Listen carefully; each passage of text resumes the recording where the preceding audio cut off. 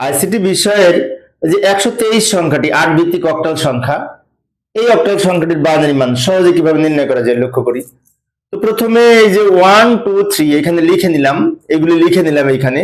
এবার এগুলোর সমকক্ষ 3 বিট করে বাইনারি মান লিখবো প্রত্যেকটা।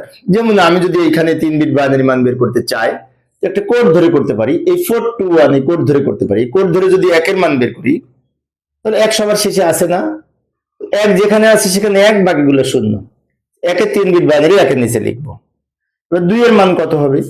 2 তো মাঝখানে আছে, তো 2 যেখানে আছে সেখানে 1, বাকিগুলো 0। 2 যেখানে আছে সেখানে 1, বাকিগুলো 0। এটা হচ্ছে 2 এর 3 বিট বাইনারি 2 এর নিচে লিখবো। এবার 3 এর বাইনারি কত হবে?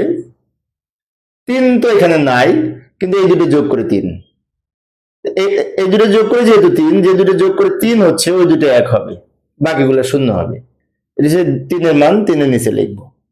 এবার আমরা একসাথে এগুলি লিখবো, লিখে আমি এখানে যে বেস 2 লিখবো, বাইনারির বেস 2।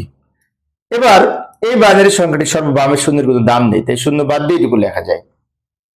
এই শূন্য বাদ দিয়ে এটুকু উত্তর হিসেবে লেখা যায়।